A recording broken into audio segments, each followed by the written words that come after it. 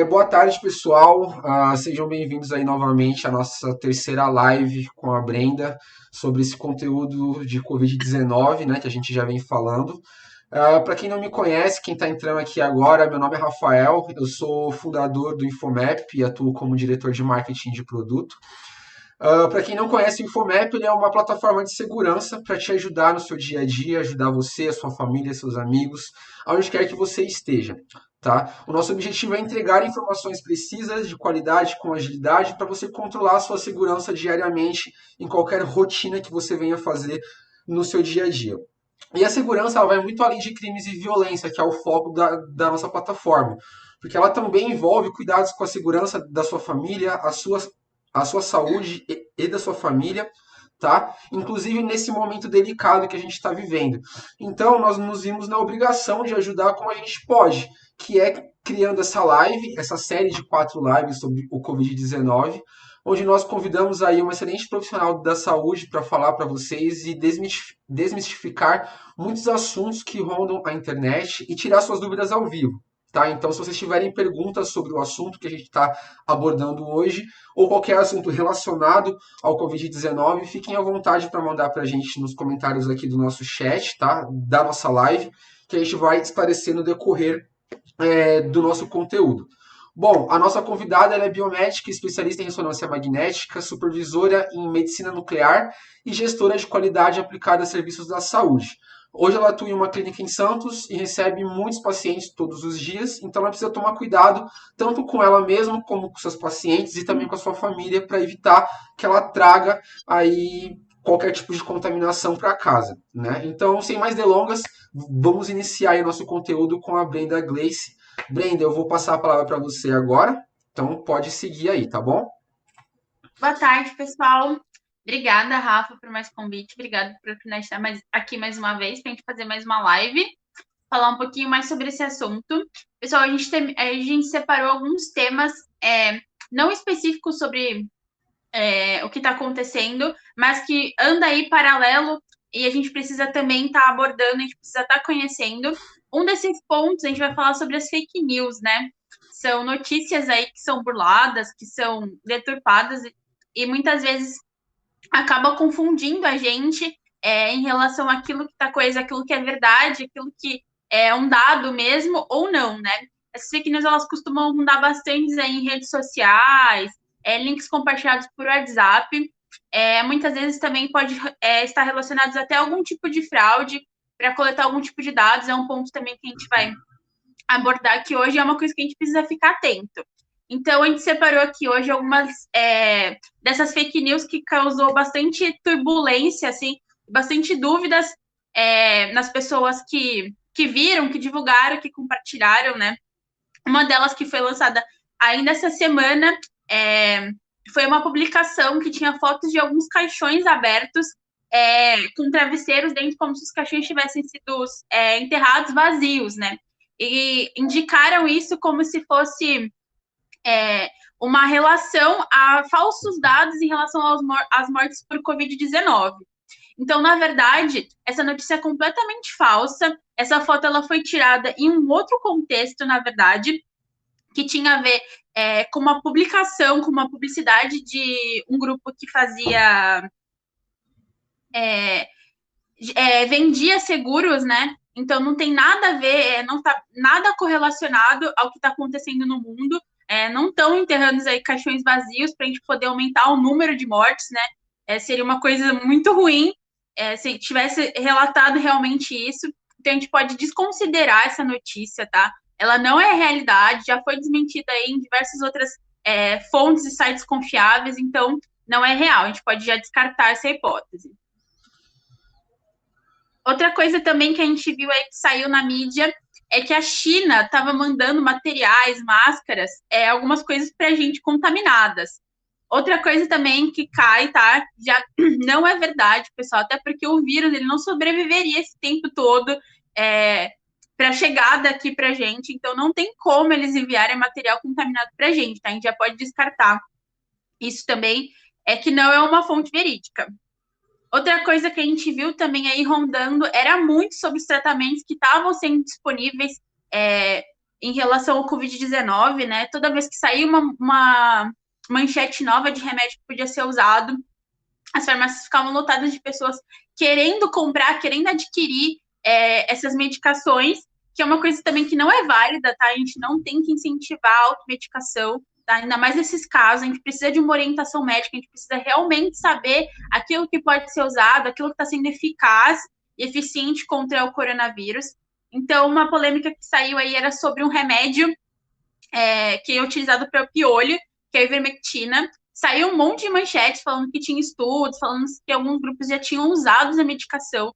Então, gente, também não é verdade essa notícia, tá? Não tem comprovação nenhuma em relação a essa medicação. Não adianta também, por mais que tenha alguma coisa relacionada a você comprar a medicação, tá? A gente precisa realmente ter a consciência que essa medicação, se alguma medicação for plausível ao uso contra, a gente precisa ter a consciência que essa medicação precisa ser usada de forma consciente e para quem realmente vai ter necessidade de usar aquela medicação, tá bom? Então, pessoal, é fake news, remédio para piolho, não funciona contra o coronavírus, tá bom?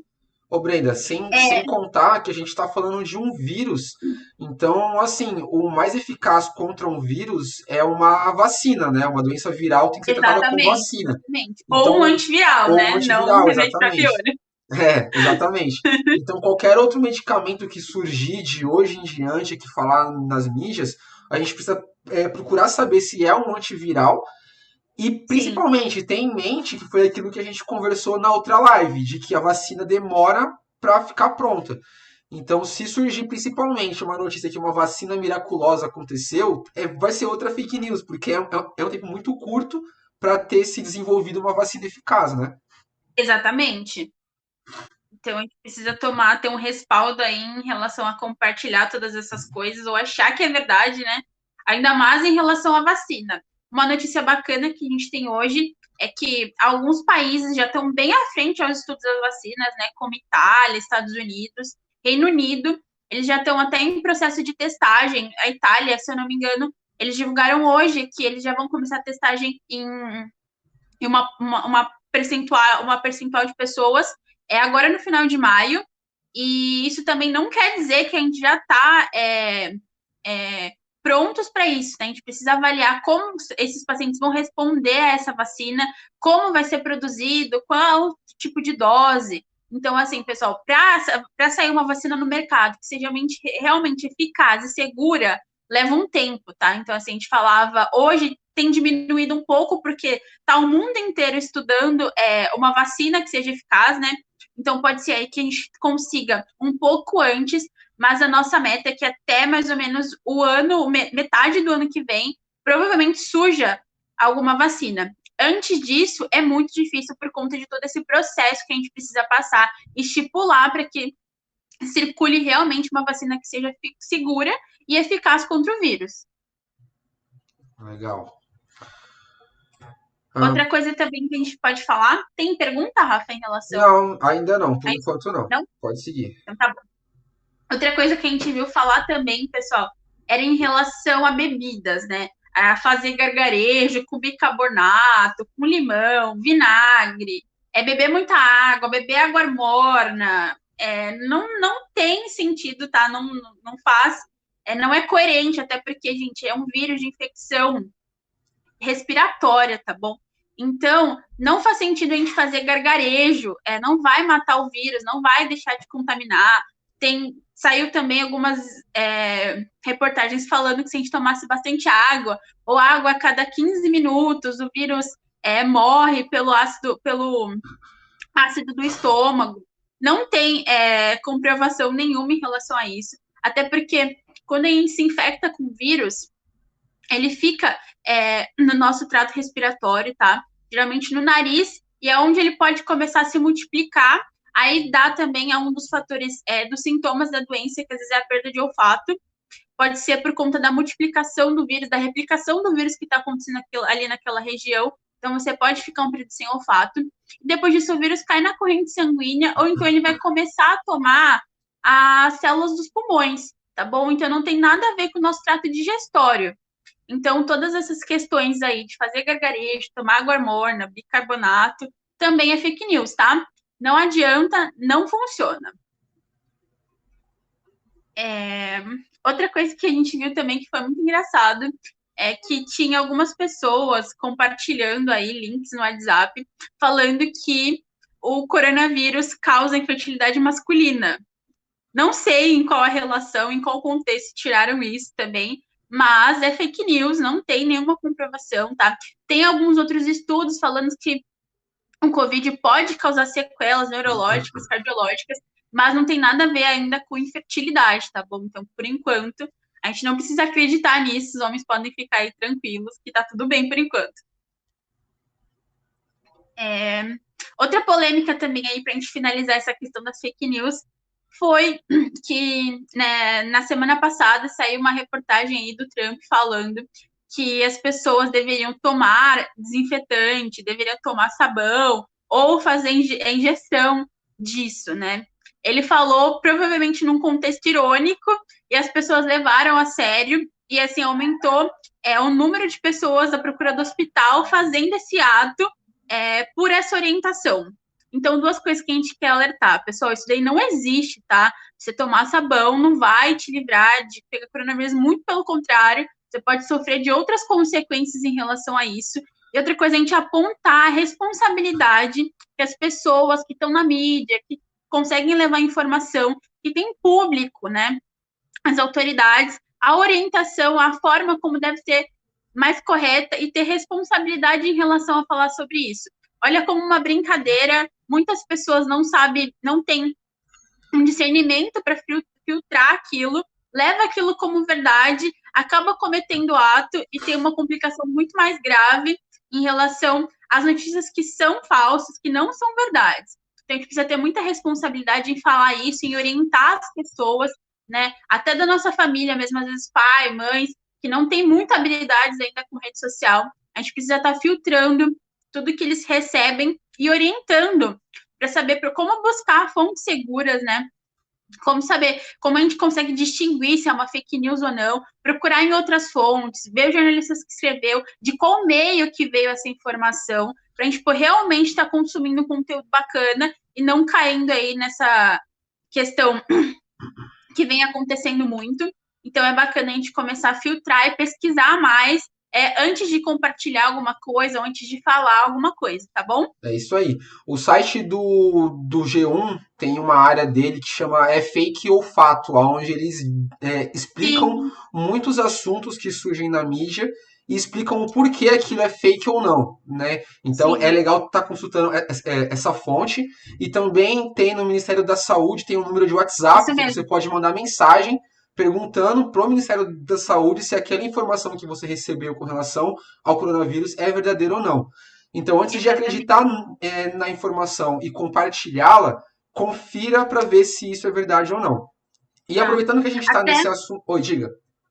Até no site do Ministério da Saúde também eles têm um tópico lá já de fake news, de tantas notícias que apareceram falsas em relação a isso. Então tem uma lista lá de coisas que vocês podem dar uma consultada também para saber o que é fake ou fato de verdade. Sim.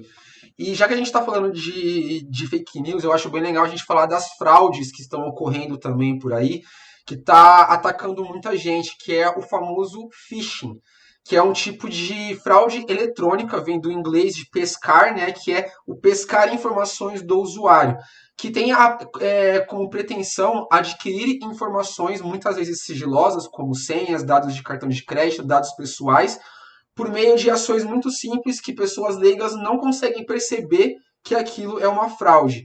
Então, por exemplo, a Caixa Econômica Federal e o auxílio emergencial.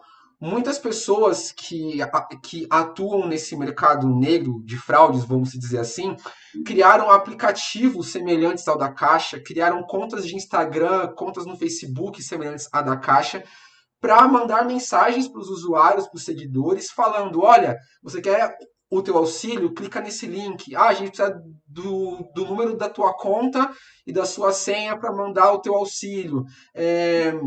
Stories no Instagram que são patrocinados, posts patrocinados, são muito suspeitos, porque a Caixa Econômica Federal, eles não fazem posts patrocinados com relação a isso. Eles informam os clientes por meio de e-mail, pela televisão, tá? Por SMS, e ainda assim as pessoas que atuam com fraudes também usam de alguns desses meios. Então, mensagens muito chamativas, como clique aqui e ganhe o seu auxílio, faça isso e ganhe tal coisa, sempre entendam isso como algo sendo suspeito, porque pode ser que seja uma prática de phishing para pegar seus dados, para sequestrar o seu número do WhatsApp, que já aconteceu com muita gente e é uma prática que ainda vem acontecendo até hoje, tá? Então, teve o caso também da Cacau Show e da Nestlé no começo da pandemia aqui no Brasil, que foi logo no começo da Páscoa e tal, que eles estavam oferecendo ovos de Páscoa de graça, porque a quarentena não estava permitindo que as pessoas comprassem os ovos que estavam nos mercados. Gente, isso não existe, tá? Nenhuma dessas empresas vai dar as coisas de graça. Ninguém dá nada de graça. Então, se você vê um link, um post falando que clique aqui para se cadastrar e ganhar um ovo de Páscoa, ou ganhar qualquer coisa que seja, vai entrar agora a festa junina também, qualquer coisa que for referente a isso, clique aqui e ganhe tal coisa de festa junina, ou se cadastre e ganhe tal coisa, isso é prática de phishing para coletar os seus dados. Se não for o site da empresa, o perfil oficial da empresa fazendo uma promoção, não clique. E geralmente as empresas não pedem cadastros, ela pede no máximo para você comentar, marcar um amigo e fazer um sorteio.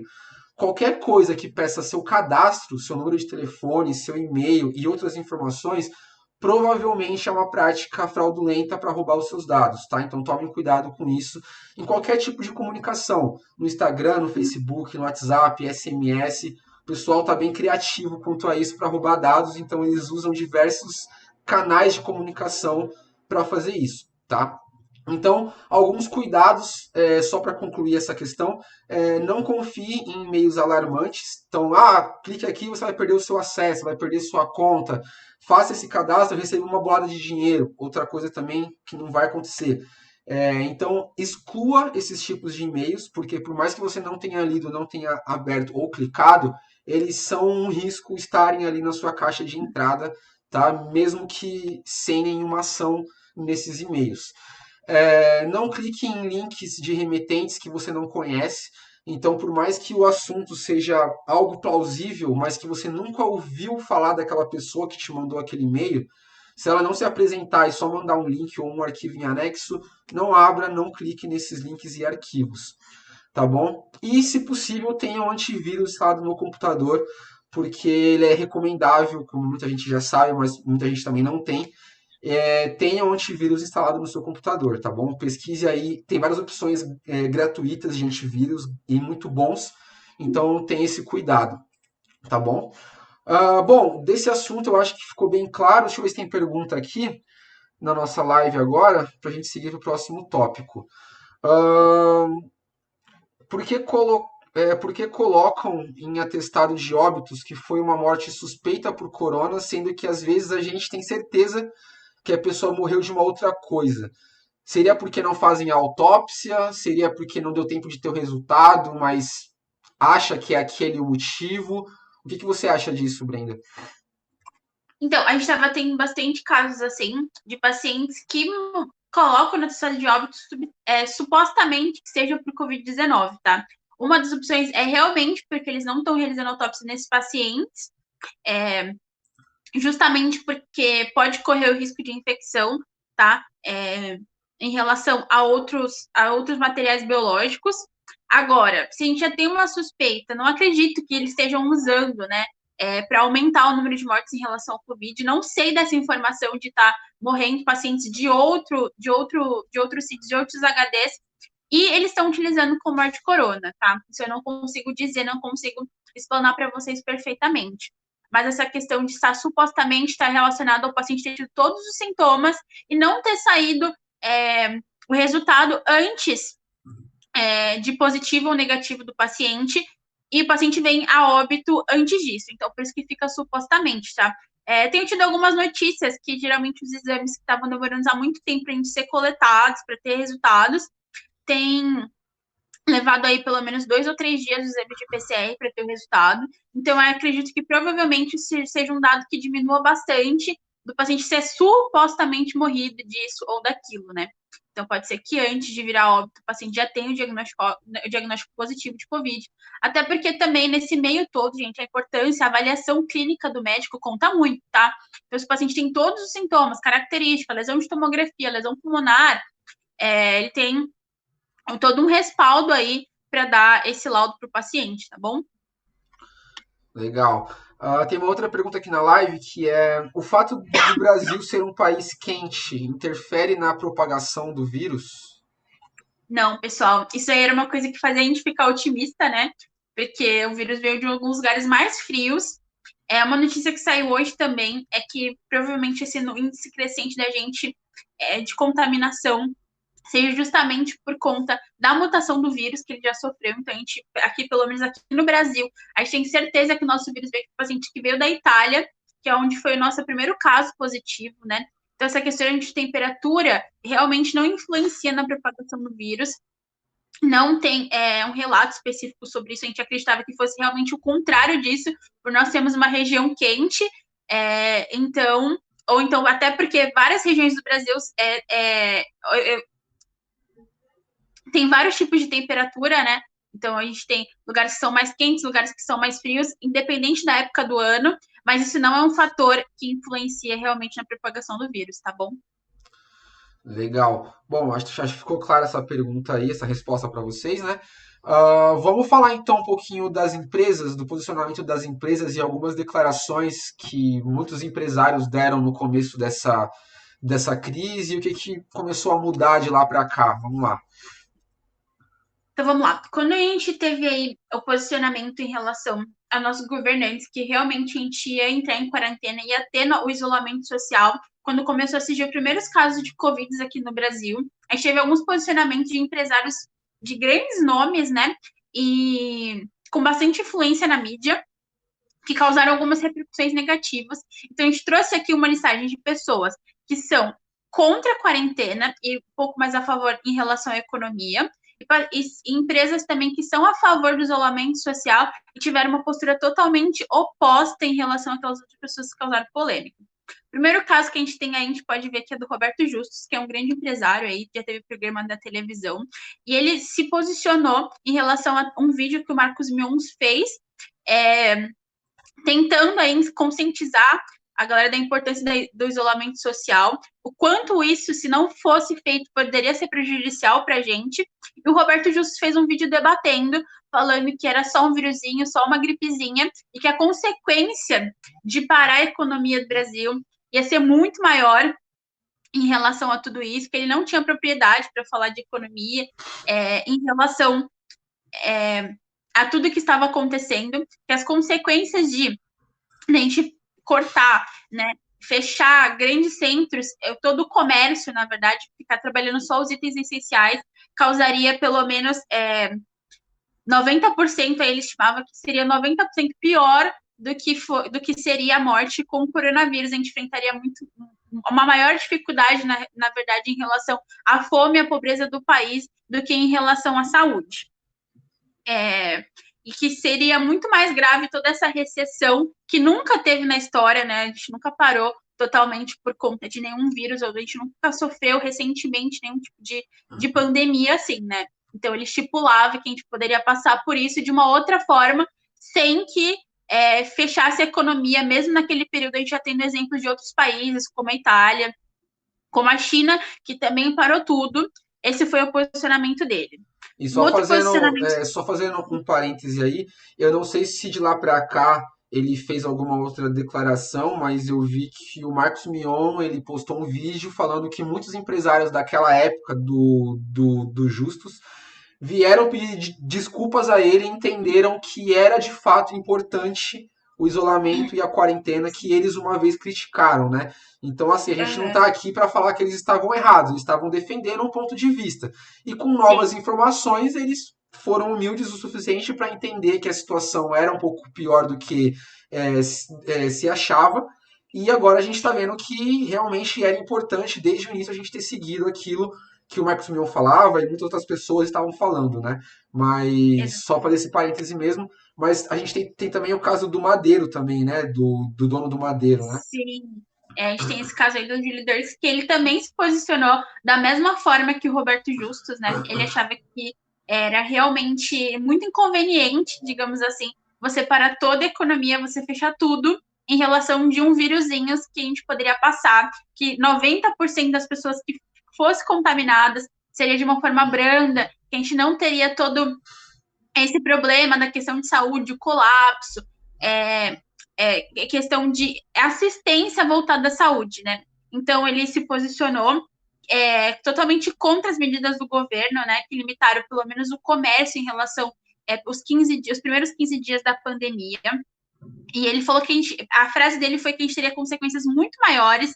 Ele falou assim: vão morrer muito mais pessoas do que por conta do coronavírus. Foi uma forma também negativa, né? Uma rede aí que cresce muito, muito conhecida, muito famosa. Então, foi uma repercussão que causa um balanço entre as opiniões também, né? A gente começa a questionar o que precisa ser levado em conta, a economia ou a saúde.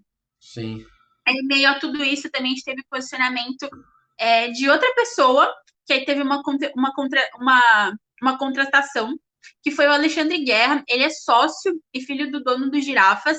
Ele fez um vídeo, publicou nas redes sociais, que ele também era totalmente contra, que as pessoas que estavam comemorando ou aceitando, né, o isolamento social, que estavam felizes por estar nas suas casas, que iam receber férias coletivas, elas deveriam estar pensando realmente se quando elas voltassem, elas estariam empregadas, se daqui a um tempo elas teriam que comer, que as pessoas, que os funcionários deveriam pensar nos empregadores, se eles teriam condições de manter o salário deles por todo esse período de 2 ou 3 meses, que tudo ficaria fechado.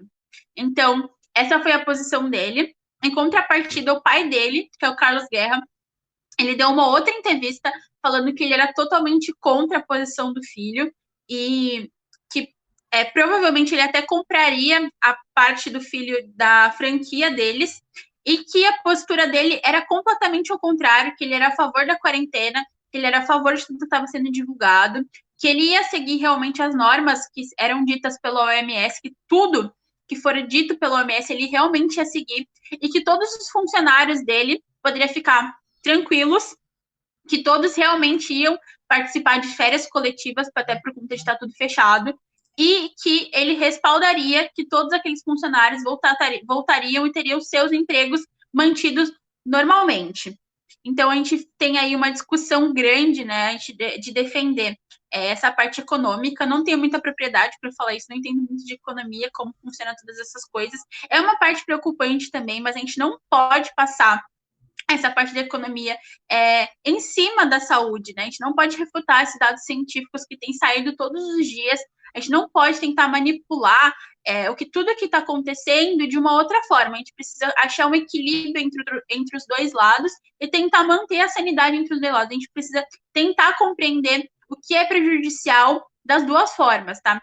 Seria prejudicial também para a economia, né, Rafa? A gente continuar da forma como estava, muita mais gente se contaminando, talvez a gente viveria provavelmente um cenário político e econômico muito pior do que a gente tomando essa medida drástica agora. Sim, com certeza. Até porque a economia é movida por pessoas. E se essas pessoas não estiverem saudáveis, como que vai mover essa economia?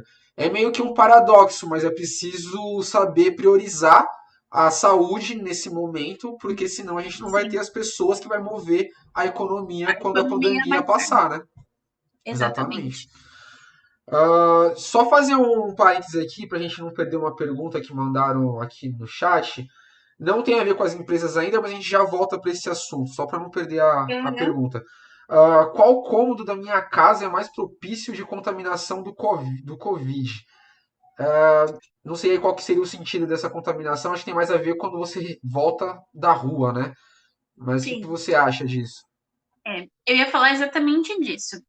Nenhum lugar acaba sendo mais propício ou não, mas tem aquele lugar, por exemplo, que a gente passa quando a gente volta da rua, né? Não sei aí a logística da casa de cada pessoa. Às vezes a área de serviço, às vezes cozinha, às vezes é, o caminho que você faz até o banheiro para você poder se higienizar. Provavelmente aquela região ali por onde você passou, aqueles cômodos por onde você passou, pode ter a propensão de você contaminar, às vezes você tocou em alguma coisa sem ter lavado a mão e etc. Então, a gente precisa se atentar realmente a essa área de quando a gente chega da rua. Por exemplo, aqui na minha casa, quando eu entro do portão para fora, eu tenho uma área, serviço, onde eu deixo sapato, deixo bolsa, faço a minha higienização. Então, provavelmente aquela área ali corre o risco maior de contaminação. Aí vai de você aí avaliar a lógica da sua casa. Às vezes a pessoa mora em apartamento, já dá direto para a sala, direto para a cozinha. Então, aquela área precisa ser higienizada com mais frequência sempre que a gente voltar da rua, né? Passar um paninho ali no chão, limpar as coisas por onde a gente tocou, por onde a gente passou. É importante ressaltar isso sim. Lembrando da recomendação que a gente deu, acho que na primeira live ou na segunda,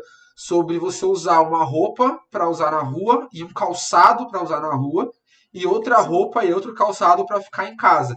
Isso já vai eliminar, já vai reduzir um pouco esse risco de contaminação dos cômodos, né? Porque se você não adentrar em Exato. casa com o calçado da rua, você já não vai estar contaminando ali o chão até você trocar de calçado. Então, ter um calçado ali perto da porta, já na entrada, já ajuda nisso também, né? Isso mesmo.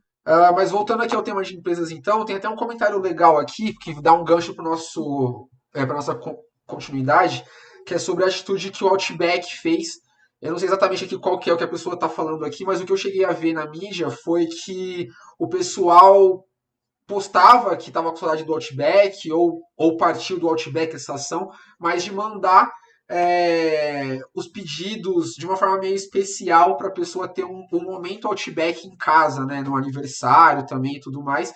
Mas eu acho que tem a ver também com a postura da empresa com relação aos funcionários, que é aquilo que a gente vai falar agora, né, de algumas empresas que se posicionaram a favor do isolamento e da quarentena. Então, o que você tem para falar para a gente sobre isso? Então, aí, ao contrário das pessoas que se posicionaram contra a quarentena, a gente tem também algumas empresas bem bacanas que se posicionaram a favor e estão fazendo a maior propagação aí na mídia, comercial, rede social, para a gente continuar em casa, para a gente continuar mantendo isolamento. Uma delas é a Magazine. Luísa, ela apoiou todas as restrições do funcionamento do comércio, eles fecharam tudo para evitar também a disseminação do coronavírus. Eles disseram assim, ó, a discussão não é mais sobre isolamento social, vertical ou horizontal. Já parou tudo, então nós vamos parar também. Não adianta abrir o comércio e as pessoas não irem às compras, porque estão com medo. E é uma coisa coerente, não adianta a gente manter aberto, provocando mais risco, mais circulação do vírus, sendo que a gente não vai ter quem consuma aquilo, né? Ou então a gente não vai ter pessoas saudáveis o suficiente para continuar consumindo aquele bem. Então, por enquanto, todas as lojas da Magazine Luiza estão com as suas redes fechadas. A gente continua aí com o site virtual, as compras online continuam acontecendo normalmente, mas eles têm feito uma propaganda muito legal, de positivo. Eles sempre postam alguma coisa engraçada, alguma coisa bacana para descontrair em relação a esse meio. E é bem bacana a gente ver essas empresas grandes participando dessa causa e incentivando realmente, né? Algumas lojas de departamento também, que provavelmente a gente vê em shopping, aí lojas como a Renner, Riachuelo, Marisa, declaram também todo o apoio em relação ao isolamento, tá? Eles fecharam também todas as suas redes de loja física e afirmou também que eles vão continuar vendendo em sites virtuais, mas que eles só vão retornar ao trabalho quando tudo estiver bem. E também continuam com bastante coisas legais aí para consumir nesse período de isolamento. E é bem bacana também de ter o posicionamento de todas essas empresas. Outros apoiadores que a gente tem grandes também são marcas de alimentos, né, como Sadia, Seara, um monte de marca de laticínios aí declarou apoio. A Leroy Merlin, empresa de transportes até, declarou sua posição em relação ao apoio e favoritismo da quarentena. Né?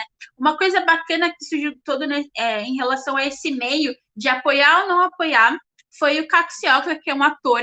Ele fez uma lista que chama Lista Forte, que ele juntou e reuniu grandes empresas que o objetivo dele é que todas essas empresas grandes doem 1% do lucro líquido que a empresa tenha para uma causa que a empresa acredite. A intenção dessa campanha dele é arrecadar doações para diversos fundos, seja para o SUS, seja para a compra de máscara, seja para a compra de EPIs para o pessoal da saúde, seja para a compra de doação de alimentos, seja para a compra de uma rede específica de hospital, ou para alguma causa que a empresa acredite. Vamos supor assim, eu tenho uma empresa e eu quero doar para o centro de reabilitação ou para alguma coisa do tipo. Aquela minha doação pode ser destinada para isso. Então, algumas empresas grandes e bem bacanas já aderiram aí a esse movimento. A gente tem de grandes empresas que eu vou listar aqui, pelo menos umas 5, que é o Itaú, a Votorantim, a BRF, as lojas americanas e o Banco Safra já aderiu a essa campanha deles. Então, se vocês procurarem também lá no Instagram deles, Lista Forte Brasil. Tem vários artistas, várias pessoas de algumas empresas também que se juntaram, empresa de publicidade, e estão doando esse lucro de 1% para que a gente consiga se recuperar de uma forma mais bacana e em comunidade, né? Em se Sim. ajudar, em aquecer, assim, essa questão da doação e ajudar, a gente conseguir ajudar realmente quem está precisando. Então, foi uma iniciativa muito bacana e vale a pena a gente compartilhar para que consiga continuar crescendo aí esse projeto deles. Já tem algumas outras empresas que entrou hoje também nesse lista forte, mas as 5 primeiras foram essas que eu citei. E é bacana a gente incentivar e comentar sobre esses projetos que vêm tomando força aí na quarentena, a gente poder ajudar em comunidade, ser mais empático com a situação do outro, né? Aham, E com lembrar certeza. que a gente sempre precisa fazer o bem, né? Sim, total. E falando de empresas, a gente foi pesquisar algumas informações para trazer para vocês sobre como que as empresas deveriam estar agindo, aquelas que não estão agindo da forma correta, ou que estejam também, mas que você tem alguma dúvida sobre o seu direito como trabalhador, empregado também. Então acho legal a gente reforçar um pouquinho esses assuntos aqui com vocês. Bom, as empresas que trabalham com banco de horas, os funcionários que têm banco de horas, eles podem utilizar desse banco de horas para bater o período em que não houver a demanda de trabalho ou não houver a prestação de serviço. Então, isso está amparado pela lei, tá? Então, tudo bem que a gente já está tanto tempo de quarentena que quem tinha banco de horas provavelmente já gastou todo esse banco de horas. Mas se você ainda tem banco de horas, saiba que você pode estar utilizando dele nesse momento de quarentena, de isolamento, tá? Se você precisar faltar no seu emprego, seja ele remotamente, você não está se sentindo bem para fazer uma reunião, para trabalhar remoto, ou você trabalha em um dos serviços essenciais que você precisa estar presencialmente no seu trabalho, mas se em qualquer modelo de trabalho você precisar faltar, entende-se que essa falta é justificada diante da pandemia que a gente está vivendo e o seu empregador ele não pode descontar nada do seu salário por causa desse momento, tá? Então, se vocês pesquisarem um pouquinho, nós já temos leis, não é de agora, já existiam leis prevendo momentos como esse que a gente está vivendo. Então, leis que amparam tanto o empregado quanto o empregador, tá? E no caso do empregador, ele pode dar férias coletivas para os seus funcionários nesse momento. A suspensão de contratos não é recomendável o cancelamento, porque a gente não sabe em que dia, em que data que a gente vai voltar à normalidade. Então, um cancelamento de contratos vai ser mais dificultoso para retomar depois. Então, a suspensão dos contratos é o que é mais recomendável, tá? E também a redução de jornada de trabalho. É uma prática que pode ser adotada também pelo seu empregador. Não sei te dizer se a redução da jornada implica numa redução de salário, tá? Então eu recomendo a vocês a pesquisarem quanto a isso. Mas a lei permite que o empregador reduza a tua jornada de trabalho. Então, se você for um empregador, suponhamos que o teu cliente procura o teu serviço mais na parte da manhã ou mais na parte da tarde, ou em horários específicos. Você pode combinar com seus funcionários, estando de acordo com o sindicato da sua categoria, para que as horas sejam reduzidas para esses horários específicos. Aí você faz a comunicação para a equipe, para os clientes e assim por diante. Tá? Isso pode talvez reduzir os seus custos, já que não está entrando tanta receita como estava antes. Né? E para quem pode, o home office é o mais recomendado. Tá? Todos os serviços não essenciais que precisam estar com as portas fechadas, mas que podem ser feitos remotamente, o home office é o modelo mais recomendado que dá muito certo. Mas tem um adendo aí, né? O home office, para empresas que não praticavam ele antes da pandemia, precisa ser feito com um aditivo no contrato estabelecendo regras. Então não é só o seu empregador falar, olha, vai todo mundo para casa, usa o teu notebook, a tua internet, o teu telefone e continue trabalhando. Não é bem assim. É preciso estabelecer regras, é preciso comunicar ao sindicato da categoria que você está fazendo isso com a sua equipe. E, principalmente, você precisa prover os recursos necessários para que o seu funcionário, que está trabalhando de casa, consiga continuar com as suas tarefas. Então, suponhamos que você tem uma agência de designer, ou de marketing, ou qualquer outro tipo de audiovisual que precise de um computador parrudo, de um computador potente para se desenvolver o trabalho. Não adianta você falar para o seu colaborador fazer isso de casa, porque às vezes ele tem um notebook que não é coerente com os recursos que ele tinha no trabalho. Então você precisa prover para ele os mesmos equipamentos para que ele consiga desenvolver o trabalho dele.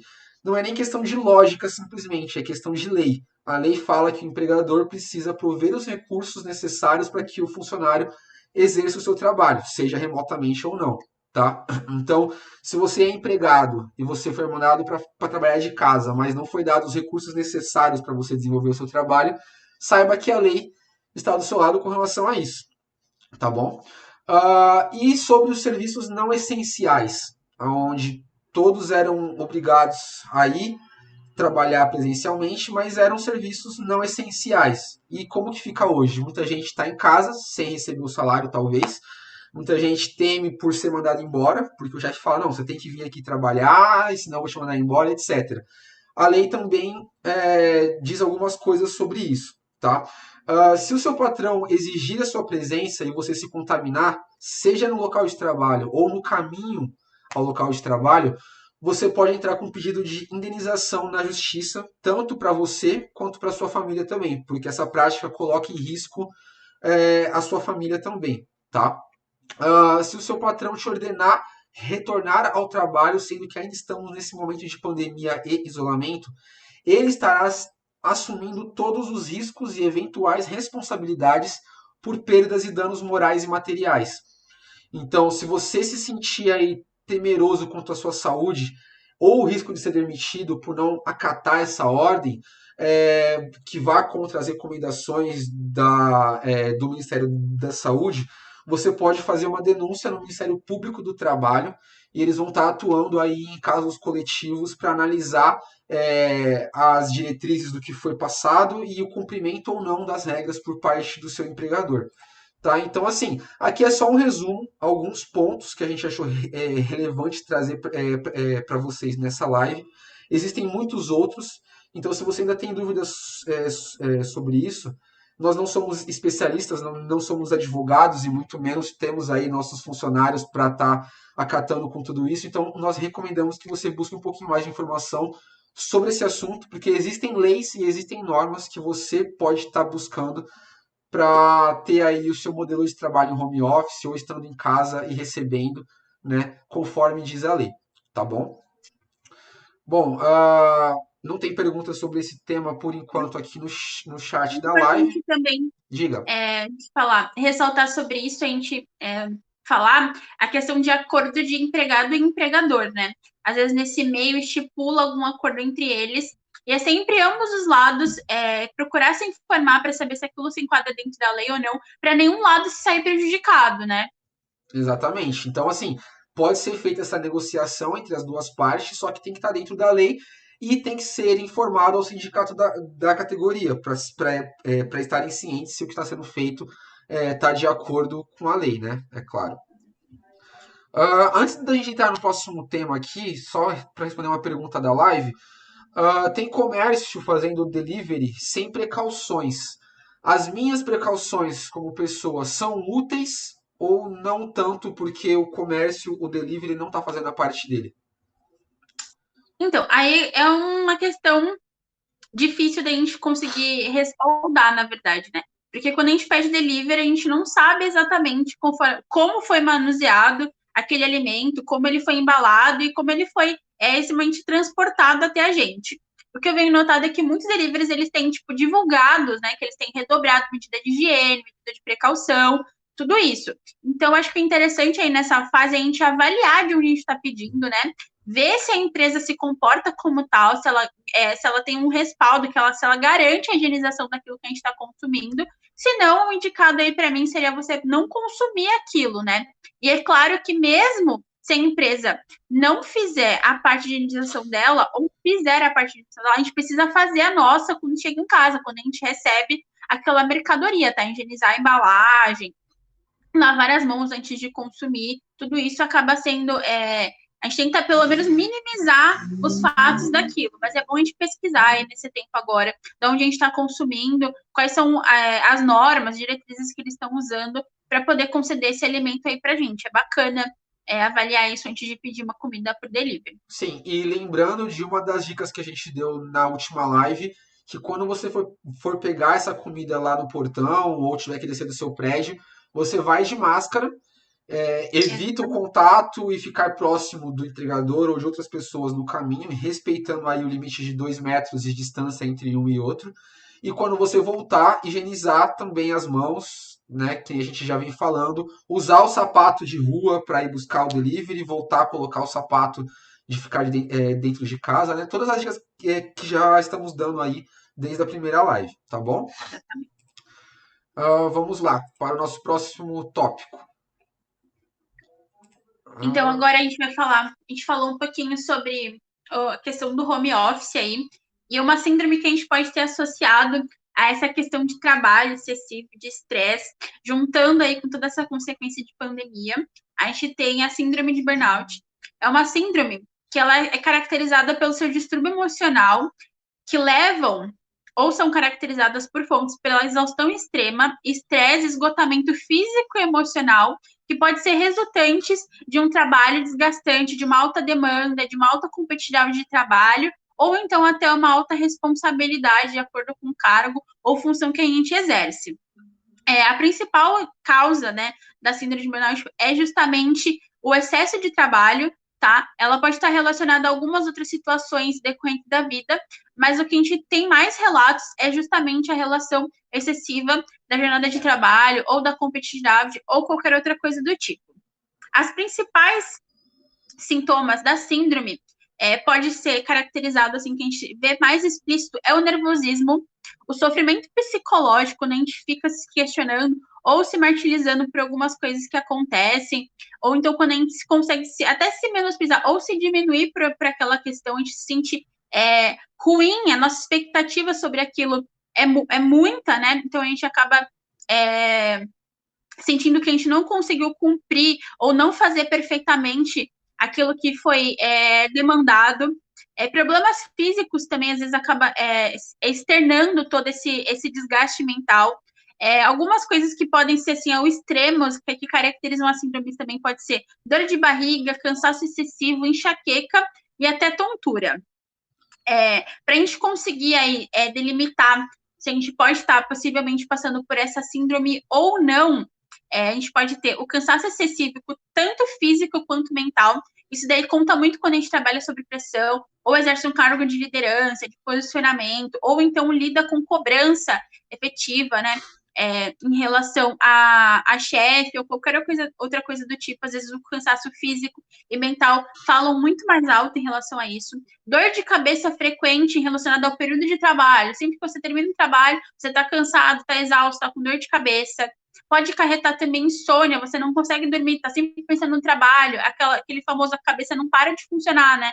A gente está sempre pensando no que tem que fazer amanhã. A gente nunca consegue dividir mais o que é trabalho, ou então é o período de lazer. A gente não consegue segregar as nossas funções. A gente leva o trabalho para casa. E essas coisas do tipo podem acarretar também o desenvolvimento da síndrome. É aquele sentimento de fracasso ou de insegurança quando a gente faz alguma coisa, ou quando não ficou perfeito, quando a gente entra numa reunião e não ficou muito legal, quando seu posicionamento acaba não sendo a forma como você espera, ou então você é sempre cobrado para fazer mais em relação a tudo isso. Negatividade constante, isso a gente pode falar tanto nosso, né, de que a gente emite aquela negatividade, ou a tudo aquilo que a gente recebe, ou então até da equipe que a gente trabalha. Um ambiente negativo também pode causar todo esse estresse, acaba atrapalhando também a dinâmica em grupo, o desenvolvimento de um todo, né? Quando a gente é muito negativo, a gente não consegue transmitir, a gente não consegue receber. Então, esse é um ponto importante da gente caracterizar. Sentimento de incompetência, de derrota, nada funciona, nada tá bom, nada acontece, não consigo fazer. Então, toda essa dramatização aí dessa questão de sempre estar ruim, de nunca ser excelente, a gente não conseguir produzir o máximo, pode ser também uma característica da síndrome. Alterações repentinas de humor, comecei a trabalhar legal, daqui a pouco acontece alguma coisa, eu oscilo entre isso, é uma característica também. Isolamento, quando a gente sai do trabalho, não quer ter contato com ninguém, não quer mais conversar, não quer ter socialização, né? A gente não quer mais falar em relação àquilo. Quando a gente tem fadiga de cansaço mesmo, de estar exausto, né? De produzir. Então, a gente pode ter uma fadiga, a gente pode chegar até a estafa, né? Pela essa questão toda de estresse em relação à demanda de trabalho. E aí, outras consequências mais graves que a gente pode acometer: pressão alta, dores musculares, problemas gastrointestinais e até alterações de batimentos cardíacos ou qualquer outra semelhança, tá bom? Por enquanto, a terapia que a gente usa, os tratamentos que a gente tem em relação a essa síndrome, basicamente psicoterapia, né, ajuda terapêutica, e em alguns casos, quando muito severos, a gente pode usar até antidepressivos e anti-ansiolíticos, que ajudam a diminuir todos esses sintomas da síndrome.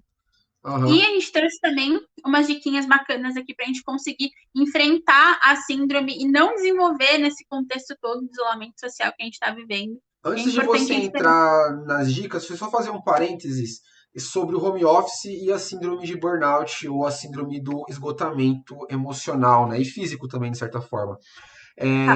No home office, isso pode acontecer com mais facilidade, principalmente nesse momento que a gente está vivendo hoje, por alguns motivos. Porque o home office ele tem alguns desafios, que é a administração do tempo, lidar com as distrações, a dificuldade com a comunicação remota, que muita gente que não estava acostumado com esse momento de trabalho remoto e de pandemia, vai ter a dificuldade de se comunicar remotamente porque nunca precisou fazer o home office. Então, isso também faz com que aumente as reuniões. E talvez, em alguns casos, tenha uma maior carga de trabalho. Por quê? O seu chefe, ele não está te vendo no escritório, não está vendo você na mesa trabalhando. Então, às vezes, ele tem aquela preocupação: será que ele está desenvolvendo aquilo que ele deveria estar fazendo agora? Eu vou fazer uma reunião para saber o andamento. Eu estou com uma dúvida, não posso ir na mesa do meu colega para tirar essa dúvida. Vou fazer uma reunião para esclarecer esse ponto. Precisamos decidir tal coisa. Vamos fazer uma reunião para decidir. Então, o aumento de reuniões também aumenta o estresse, aumenta a cobrança. Consequentemente, aumenta um pouco da carga de trabalho também. Porque tem dois pontos na carga de trabalho. Tem essa da desconfiança, né? Você não sabe se o seu colega está trabalhando tanto quanto você. Então, vou passar mais demanda para ele. O teu chefe não está vendo você trabalhando, também pode passar um pouco mais por entender que você está na comodidade da sua casa. Né? Você vai se cobrar mais, que nem a Brenda já falou. Então, o home office pode trazer muitos desafios para quem não estava acostumado com ele e, consequentemente, gerar essa síndrome de burnout. Tá? Então, as dicas e cuidados que a gente vai falar agora é justamente para te ajudar a evitar chegar nesse estágio, tá bom? E para quem não sabe como lidar com home office, não está acostumado com as práticas e ferramentas do home office, o que eu recomendo é fazer aquilo que todo mundo já faz, que o brasileiro faz muito bem, que é assistir vídeo aula no YouTube. Vai aprender como usar as ferramentas de videoconferência, vai aprender sobre a parte psicológica e emocional, como você evitar essa ansiedade com relação ao trabalho. A gente sabe que é difícil, muita gente que já sofre com ansiedade e depressão é mais difícil ainda, então uma videoaula não vai resolver, mas talvez pode trazer insights, dicas que vai te ajudar nesse momento difícil que a gente está passando hoje, que é mais difícil para alguns, menos para outros, mas o home office não é esse bicho de sete cabeças que muita gente acha, é mais fácil do que parece, mas tem que ter esse cuidado com o psicológico, com o emocional, para evitar essa síndrome de burnout, que a primeiro momento pode parecer algo muito superficial e muito simples, mas a longo prazo pode gerar ansiedade, depressão, queda de rendimento e outras consequências no seu trabalho e com o seu empregador também, tá? Então, se informe quanto a isso. Se tiverem dúvidas sobre o home office, pode mandar aqui para a gente, que a gente está apto para responder com relação a isso, que já é o nosso modelo aqui no Infomap, desde antes da pandemia, tá? Então, dúvidas sobre isso, a gente está aí para poder responder. E falando de dúvidas, vamos, antes de entrar nas dicas aí, vamos responder uma aqui do chat. Tem um tempo limite de isolamento social que o ser humano suporta sem afetar seu psicológico? Acho que essa é difícil de responder, mas o que você acha, Brenda? Pois é, essa é difícil. Até porque a gente precisa avaliar e caracterizar como é a pessoa em si. Se a pessoa ela já sofre de algum transtorno psicológico, ansiedade, depressão, bipolaridade, é muito mais difícil você lidar com tudo que está acontecendo do que se você não tiver nenhuma síndrome psicológica. Isso é Sim, fato, né? sim. Então a gente precisa avaliar pessoa por pessoa. Tem pessoas que já sofreram, já tiveram crise de ansiedade bem no comecinho, quando tudo aconteceu, e tem pessoas que conseguem levar isso numa boa, né? As ferramentas que a gente pode ter aí também são continuar com as terapias online, é você fazer videoconferência, videochamada com a família, com os amigos. Isso ajuda você a melhorar essa questão social, né? De não poder ver, de não poder abraçar. Mas hoje, graças a Deus, a gente está passando pela pandemia por um processo muito legal, a gente tem muita tecnologia aí para a gente usar a nosso favor. Então, quem tem, né, na verdade, toda essa questão tecnológica, quem pode usar essas questões a favor, eu acho que ajuda a gente poder ultrapassar nisso. E fora todas as questões que a gente está falando, desenvolver novas habilidades, Sim. procurar estudar uma coisa nova, cozinhar, desenvolver desenho, fazer pintura, fazer alguma coisa do tipo, acaba a gente acaba ajudando a gente a trabalhar esse nosso tempo ansioso, na verdade, né? A gente acaba se sentindo produtiva quando você faz uma coisa bacana que você não estava acostumado a fazer. Por exemplo, não consigo cozinhar, eu vou lá e faço um bolo e dá certo. Então, isso incentiva você a começar, a continuar produzindo, se continuar se sentindo útil. Então, essa questão aí da gente saber quanto tempo a gente suporta ou não, cara, é muito difícil a gente conseguir ter parâmetros em relação a isso. Pode ser muito de pessoa para pessoa, mas eu acredito que no geral é difícil para todo mundo. A gente está acostumado a ir e vir, ter liberdade para tudo, de repente se sentir preso, né, enjaulado ali, quadrado naquilo que a gente precisa fazer, de ir ali, voltar de tal forma. Tudo mudou, né? O simples fato de a gente ir no mercado Sim, muda muito. sim, com Então a gente certeza. precisa tomar É, mais cuidados. sim, é. Oi. Einstein já disse, o tempo é relativo. E nesse momento, Exato. mais ainda, porque além de mudar de pessoa para pessoa, que nem você disse, muda de ambiente para ambiente.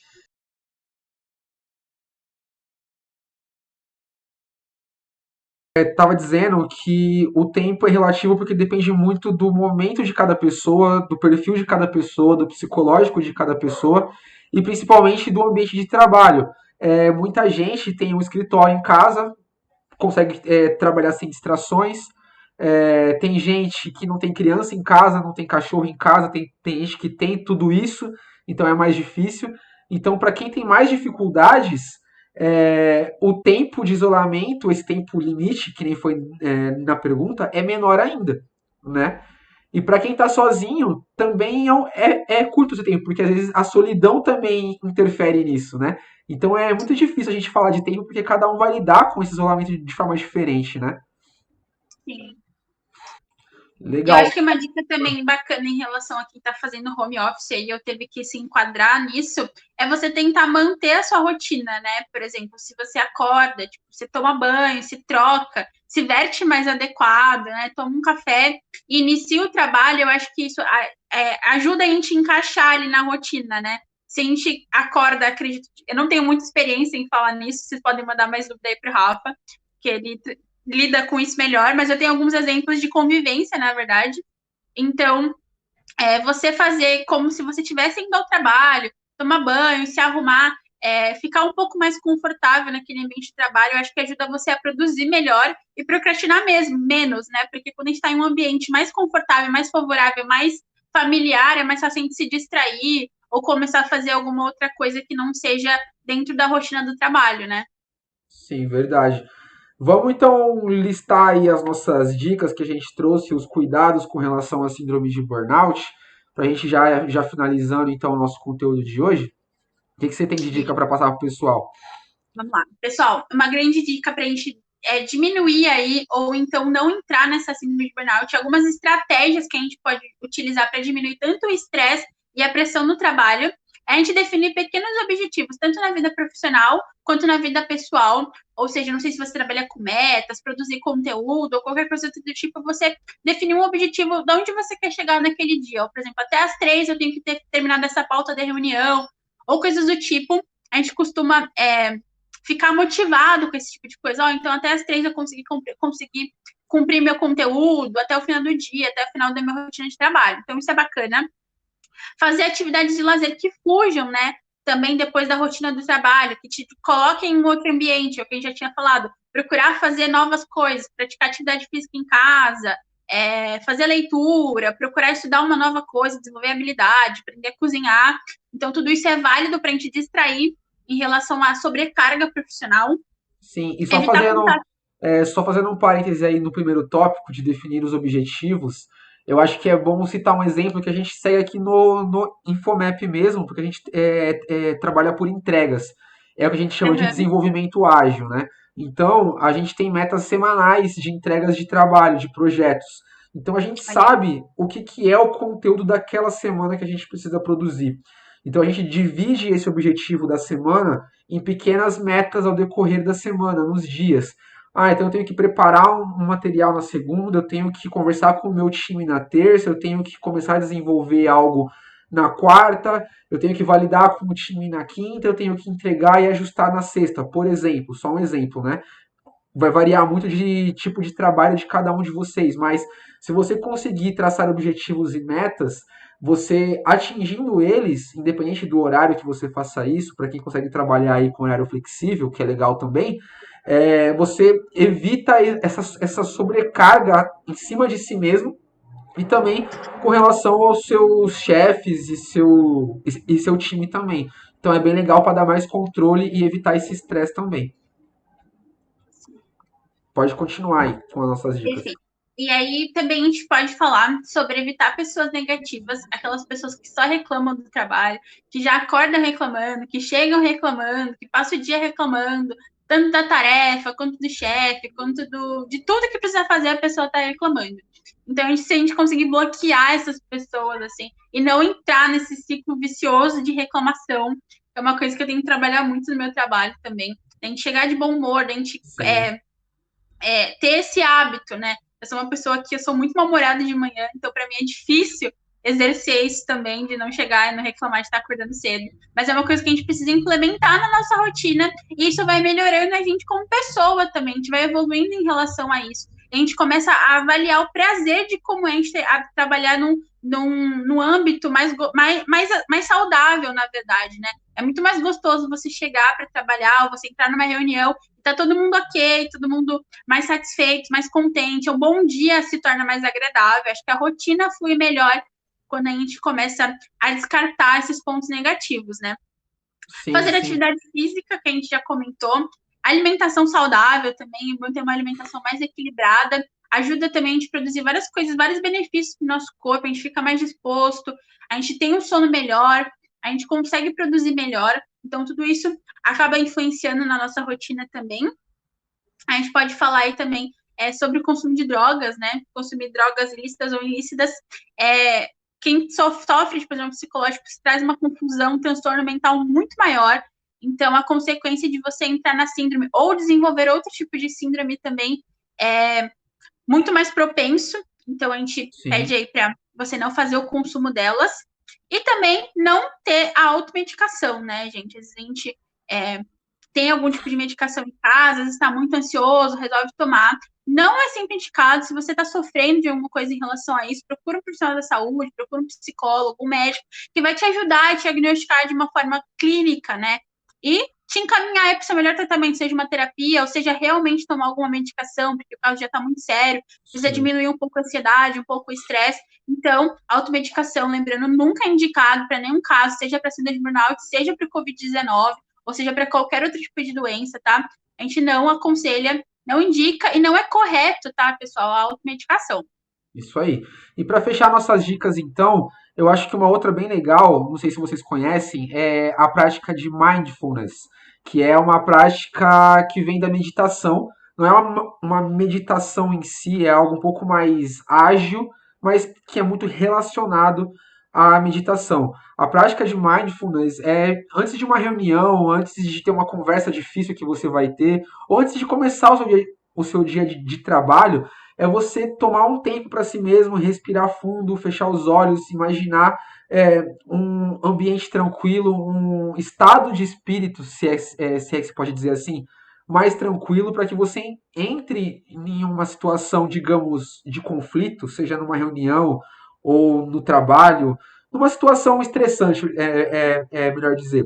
Você já vai estar um pouco mais preparado, um pouco mais tranquilo para evitar dar patadas, que a gente diz, né? Ser grosseiro. Então, às vezes, técnicas de meditação como essa de mindfulness, que é algo rápido, você pode estar também trabalhando o seu psicológico para evitar esse estresse. Até mesmo quando você vê que está ficando estressado, com carga de trabalho muito alta, pôr essas práticas em dia naquele momento para que você evite esse estresse também sobre você, né? A gente tem alguma outra dica ou era isso, Brenda? Eu acho que era isso. E em relação a essa da meditação, é uma dica bem bacana também. E para quem não consegue fazer a meditação assim sozinho ou nunca praticou, pessoal, tem um monte de aplicativo aí que a gente pode baixar Verdade. no, no Play Store de meditação, de guia de meditação. E até também no Spotify, se coloca lá meditação, tem umas meditações bem rapidinhas, de 3 minutinhos, 2 minutinhos, que te ajudam a iniciar, se concentrar, para você começar a colocar isso, implementar no seu dia, quando você está estressado, quando está começando, então quando você terminou de trabalhar. É importante também você manter esse divisor, né? É uma prática bem bacana, funciona, é legal. Uma coisa também como experiência que eu vou falar do meu trabalho, eu comecei nesse período a tentar praticar yoga, né? É uma coisa que eu sempre tive vontade, e eu compartilhei com as meninas do meu trabalho, e a gente acaba sendo um desafio, a gente sempre manda foto, praticando e tal. E também é uma coisa rapidinha, se você procurar uma videoaula no YouTube, é questão de 7 minutinhos, 5, às vezes no máximo 10 para quem está iniciando. É um momento que você tira para você, para relaxar, para cuidar de si, e acaba aí, estimulando as outras pessoas, né? Então é uma prática bacana de ajudar. E também de partilhar isso daí. Às vezes você está usando de uma outra forma, começou a praticar alguma coisa, descobriu uma coisa nova. Manda aí pra gente também o que vocês estão fazendo, como vocês estão conseguindo passar por isso, o que vocês estão. Qual a habilidade que vocês desenvolveram, né? Em meio a essa quarentena. A gente pode fazer depois um overview de tudo isso e partilhar aí com vocês também as dicas que vocês têm. Legal. Bom, pessoal, a gente está chegando então ao fim da nossa terceira live, tá? Obrigado por todo mundo que participou aí, que se engajou, que mandou as perguntas. Espero que todas tenham sido respondidas.